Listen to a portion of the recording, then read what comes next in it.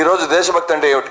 ఈ సమస్య నేను అడుగుతున్నాను. నేను ఎందుకు why should I love my country? దీనికి ఫస్ట్ ఆన్సర్ నువ్వు భారతీయుడిగా పుట్టావు కాబట్టి భారతదేశానికి ప్రేమించమని. ఓహో, నేను భారతదేశంలో పుడితే భారతదేశాన్ని ప్రేమించాలి, పాకిస్తాన్లో పుడితే పాకిస్తాన్ని ప్రేమించాలి, మాల్దీవుల్లో పుడితే మాల్దీవులు ప్రేమించాలి, బంగ్లాదేశ్ లో పుడితే Bangladesh. What is this non sense? నేను హిందూగా పుడితే హిందువుని గర్వించాలి, ముస్లింగా పుడితే ముస్లింని గర్వించాలి. ఇవేవి నా చేతులు లేవు. నన్ను ఎవరు అడగలేదు హిందూ కింద పుడతావా పాకిస్తాన్ లో పుడతావని. నన్ను ఎవరు అడగలేదు ముస్లిం కింద పుడతావా క్రిస్టియన్ కింద పుడతావా అని. నాకు సంబంధం ఎక్కడ పుట్టాను నేను దేనికి గర్వించాలి? నాకు సంబంధమైన విషయంతో దీంట్లో నాకు ఘనత ఏమైనా ఉందా?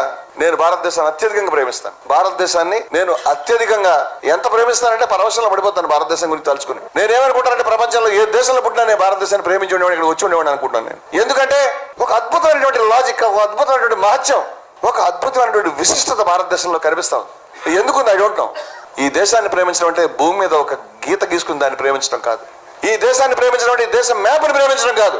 ఈ దేశం ఏ విలువలకు కట్టుబడి ఉందో, ఈ దేశం వేల సంవత్సరాల నుంచి ఏ విలువల గురించి మాట్లాడిందో, దేశం ఏ విలువల్ని ప్రతిబింబిస్తుందో ఆ విలువల పట్ల భక్తిని దేశభక్తిగా మనం నిర్వహించుకున్నాం. ఎందుకంటే ఈ దేశంలో చాలా అద్భుతమైన విషయాన్ని మనం అర్థం చేసుకోవాలి. వేల సంవత్సరాల క్రితం ప్రపంచంలో నాగరికతలు కన్ను విప్పక ముందు, ప్రపంచంలో ఆలోచనలు బయటకు రాకముందు ఋషులు ఋగ్వేదంలో ఏకం సత్ విప్రా బహుదా వదంతి అని రాశారు. ఉన్నది ఒకటే, ఏదైనా కానీ దాన్ని పండితులు పలు విధాలుగా వ్యాఖ్యానిస్తారు. దీన్ని ప్లూరాలిటీ, బహుళత్వం అంటాం. ఇది భారతదేశం అంటే. నువ్వు ప్రేమించదలుచుకుంటే ప్రేమించు.